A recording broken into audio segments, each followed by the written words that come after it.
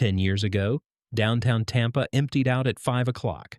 The office workers got in their cars, the streets went quiet, and the waterfront, some of the best urban waterfront anywhere in Florida, sat as parking lots and cracked pavement. For a city of its size, downtown Tampa was, for decades, a place people worked and then left. Look at it now. There are glass towers standing where those parking lots were. There's an entire brand new neighborhood built from nothing by the owner of the Tampa Bay Lightning and Bill Gates' investment firm. There's a 12-mile Riverwalk being stitched together along both banks of the river, an airport in the middle of a multi-billion-dollar rebuild, and a bullet train trying to punch its way into Ybor City. Add it all up, and Tampa has, by some counts, well over $6 billion in projects reshaping the city right now, and that may be a conservative number. Today, I'm walking you through 12 of them, the ones that are actually going to change what this city looks like and feels like over the next 10 years. Not renderings that never get built, not press releases. Real steel and concrete. Let's start with the one that started it all. Number 1, Water Street, Tampa. This is the project that rewrote the rules, not just for Tampa, but for what a private developer can build in America. Water Street is a multi-billion-dollar district, around $3.5 billion, built basically from scratch on the downtown waterfront by strategic property partners, a partnership between Lightning owner Jeff Vennick and Cascade, Bill Gates' personal investment firm. We're talking about roughly 50-plus acres of dead downtown land, old parking lots and surface streets turned into a walkable neighborhood of residential towers, office space, hotels, a full University of South Florida medical school, restaurants, and public plazas, all designed to a single master plan and built more or less all at once. Most cities spend decades dreaming about a project like this and never get it out of a committee. Tampa just built it. It even markets itself as one of the first wellness districts in the country, with air filtration and walkability baked into the design. And it is not finished, more residential, and office towers are rising through the back half of this decade. Water Street is the proof of concept that made everything else on this list possible. Number 2, Gasworx. If Water Street proved it could be done, Gasworx is the encore, and in some ways it's the more important one. This is a 50-acre mixed-use district being built on old industrial gas plant land between downtown and historic Ybor City, led by developer Daryl Shaw, who quietly bought up parcels here for years. The plan is enormous. Multiple residential towers, more than 500,000 square feet of office, over 150,000 square feet of retail, a public market, and a signature office tower. The first residential buildings are already opening, and the marketplace and a new park are on the way. But the single most important piece of Gasworx isn't a building. It's a rail crossing. For over a century, railroad tracks physically cut Ybor City off from downtown. Gasworx is finally reconnecting them, with a new street grid and, eventually, a streetcar link. In 10 years, downtown Tampa and Ybor stop being two islands and become one continuous, walkable urban core. That's a structural change to the map of the city. Number 3, the Tampa Riverwalk expansion. Tampa's Riverwalk, running along the Hillsborough River through downtown, is already one of the best public spaces in the entire state, lined with museums, parks, restaurants, and the arena. Now the city is extending it, pushing it onto the west bank of the river, and building toward a seamless 12-mile loop for walkers, runners, cyclists, and e-scooters that ties both sides of downtown together. This is the connective tissue of the whole transformation. It's what turns a scattered collection of separate megaprojects into a single, walkable, waterfront city you can move through without a car. It isn't flashy. There's no ribbon cutting for a sidewalk. But a continuous riverfront loop might be the most quietly important item on this entire list because it's the thing that makes all the density livable. Number 4, Rome Yards. Head just west of downtown, across the river, and you'll find a $300 million redevelopment rising on former public housing and industrial land. Rome Yards is a mixed-use district anchored by housing, and here's what makes it rare. A large share of it, by some counts around 70% of the first phase, is set aside as affordable and workforce housing, with the first building opening at the end of 2026. In a city where home prices and rents have exploded over the past 5 years, that's the rarest thing on this entire list. A major, well-located project, deliberately building homes for teachers, nurses, and service workers, not just luxury condos for the towers downtown. Whether Tampa can keep building like this, or whether Rome Yards ends up the exception, is one of the real questions hanging over everything else here. Number 5, Tampa International Airport. TPA is regularly ranked one of the best airports in the entire country, and it is in the middle of a multi-billion-dollar expansion that isn't close to finished. A rebuilt and expanded main terminal, a massive new rental car and people mover facility, a brand new airside for more gates, and a master plan with room to keep growing as passenger traffic climbs past 25 million a year. Why does an airport belong on a city transformation list? Because in Florida, the airport is the front door. Every company relocation, every convention, every snowbird, and every new resident comes through it. A bigger, better, higher capacity TPA is the engine that lets Tampa keep pulling in the people and the money that drive everything else on this list.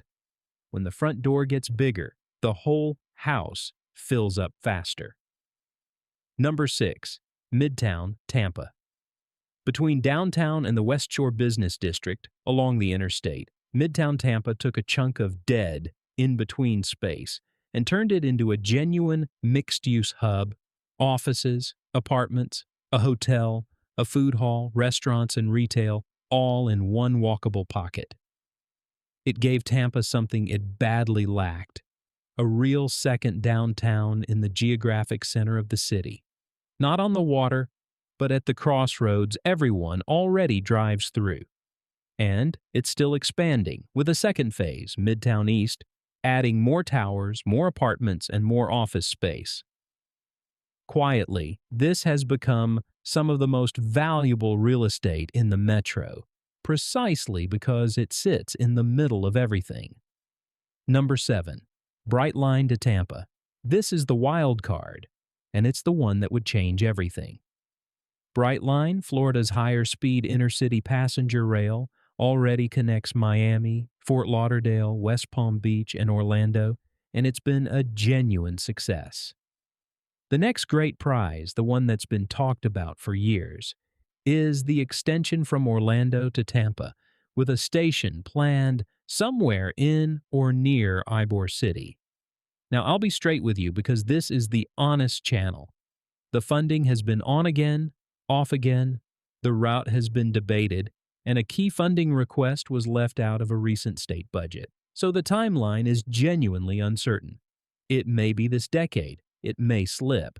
But if it happens, Tampa stops being a city you can only reach by car or plane and becomes a city on the spine of Florida's bullet train network, Orlando, in about an hour. The East Coast without ever touching I-4 or I-95. That is a fundamentally different Tampa, and it's the project locals argue about the most.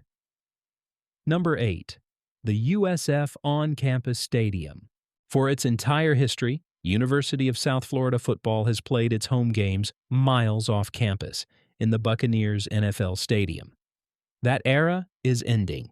USF is building its own on-campus stadium, a project in the range of several $100 million meant to anchor game days, concerts, and a whole new front porch for a university of around 50,000 students.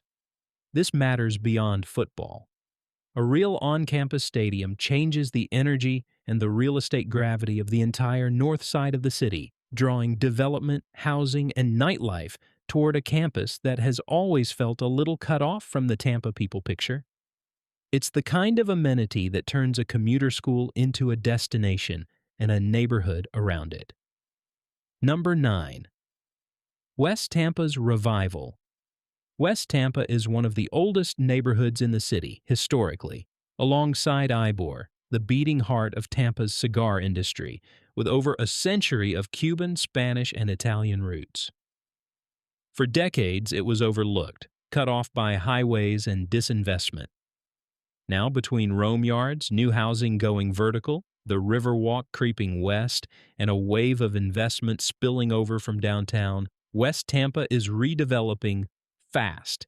And this is where the whole story gets complicated in an honest way. The challenge everyone here is watching is whether Tampa can revive West Tampa without erasing the working class, deeply rooted, largely Latin community that makes it what it is in the first place. Redevelopment or displacement, that balance, is one of the defining stories of Tampa's next 10 years, and nobody knows yet how it lands. Number 10. The Channel District and Ybor City. Wrapped around Water Street and Gasworx, two historic districts are being pulled fully into the boom. The Channel District, once a stretch of warehouses and rail yards by the port, is filling with residential towers and has become one of the densest, youngest neighborhoods in the entire city, walkable, dog-friendly, and packed with young professionals.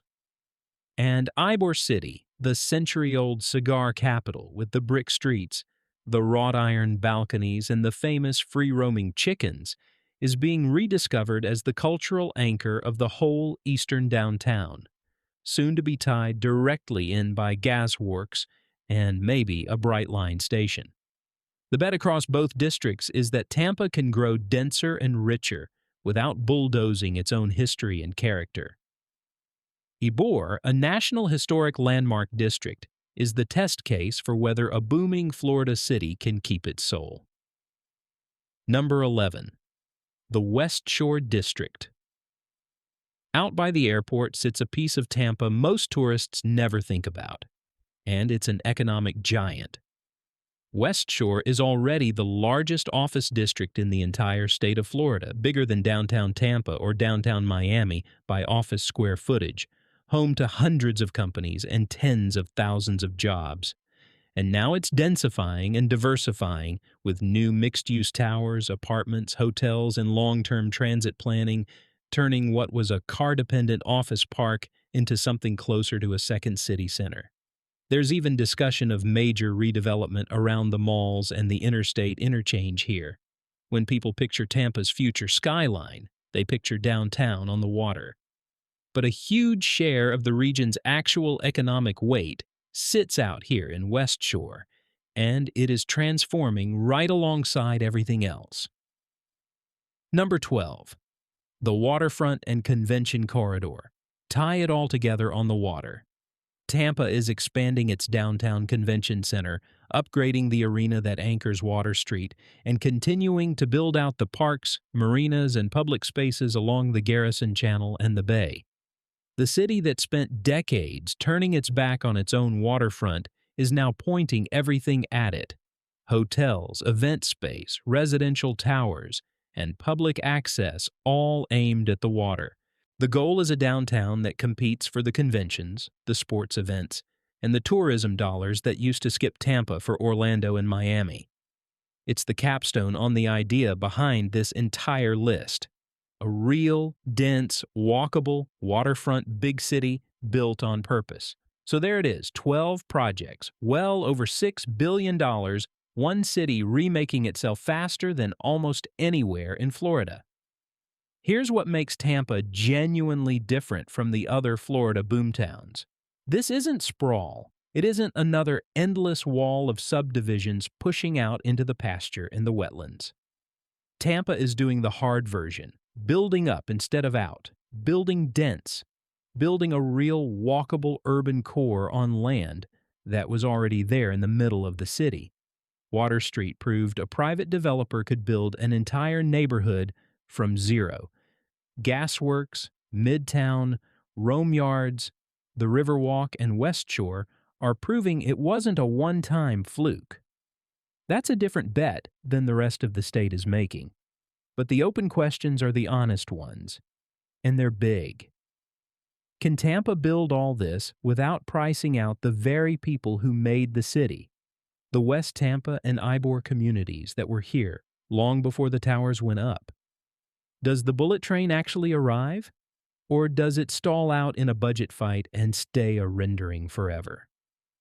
And maybe the hardest one of all, can a low-lying Bay City, one of the most hurricane-exposed metros in America, keep betting billions of dollars on its waterfront while the water itself keeps rising and the storms keep getting stronger? Nobody knows yet. Those answers get written over the next 10 years. But stand downtown Tampa today and just look up at the cranes on the skyline, and one thing is already obvious. The quiet, 5 o'clock ghost town Tampa of 10 years ago is gone. And it is not coming back. The Tampa of 2036 is being poured in concrete right now, block by block. If you want to see how this compares to what's happening across the rest of the state, I broke down the 20 Florida cities that will look completely different in 10 years. And on the other side, the cities where prices are actually falling, right here. Subscribe to Real Florida Report for the honest version of this state every single week. Because the real story is never just the skyline, it's who gets to live in it